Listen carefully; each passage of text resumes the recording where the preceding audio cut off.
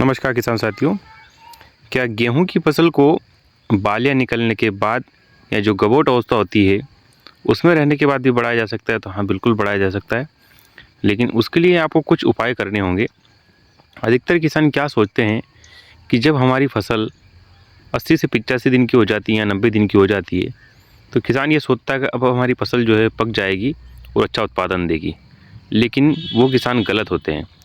उसका कारण ये होता है कि हम जो फर्टिलाइज़र दे रहे हैं, यानी जो शुरुआती अवस्था होती है, जो बेसल डोज होता है, उसमें हम जो फर्टिलाइज़र दे रहे हैं उनका जो किसान साथियों, दो तरह के किसान होते हैं। एक किसान होता है जो पर एकड़ कम से कम 35 से 40 क्विंटल उत्पादन लेता है 1 बीघे से।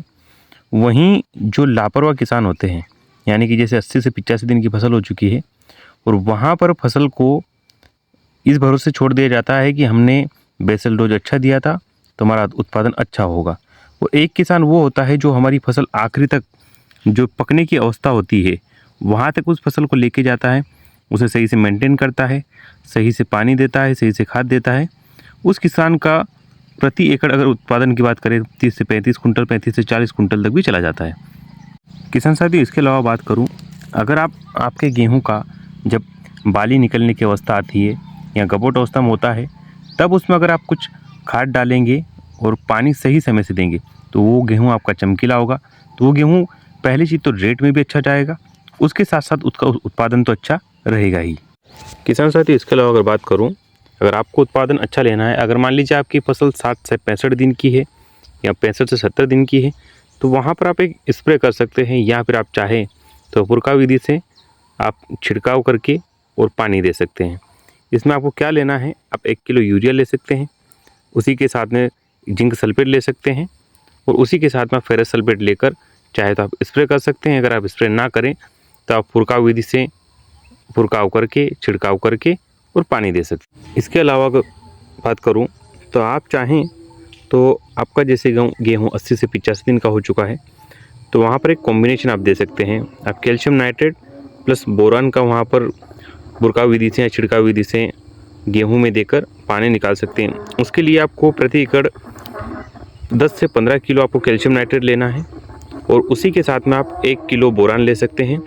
बोरान आपके गेहूं में पॉलिनेशन का काम करेगा, क्योंकि जैसे हमारी गेहूं गबोट अवस्था में होती है या जैसे बाली निकलने की अवस्था में होती है, तो वहाँ पर अगर पॉलिनेशन सही से होगा तो पॉलिनेशन सही होने की कंडीशन में आपका उत्पादन भी निश्चित रूप से बढ़ेगा।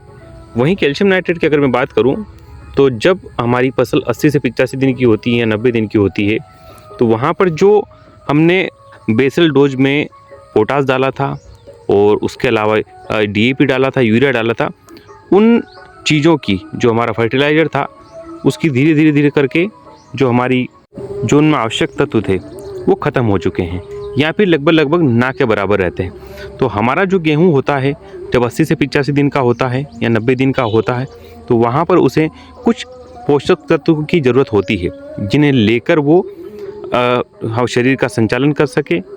उन पोषक तत्वों को लेकर वो आगे उत्पादन में प्रभावशील कार्य कर सके।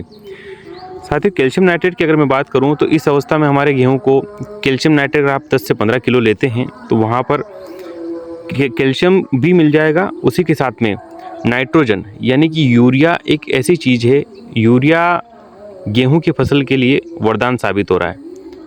कई किसान जो हैं या कई जो जैविक ऑर्गेनाइज़र हैं वो बोलते हैं कि हमें जैविक करना चाहिए, लेकिन किसान की बातें किसान समझता है। अगर किसान सही से अच्छा उत्पादन लेगा तो वो कुछ अच्छे इनकम जनरेट कर सकेगा। तो वहाँ पर आपको कैल्शियम नाइट्रेट डालना है, क्योंकि यूरिया की जगह कोई दूसरा खाद कभी ले नहीं सकता। तो अगर आप कैल्शियम नाइट्रेट लेंगे तो वहाँ पर जो नाइट्रेट है नाइट्रोजन का काम करके और आपके गेहूं का उत्पादन ज़रूर बढ़ाएगा। अगर जानकारी अच्छी लगे तो हमारे YouTube चैनल खेती बाड़ी तो हमको लाइक शेयर सब्सक्राइब जरूर करें। धन्यवाद।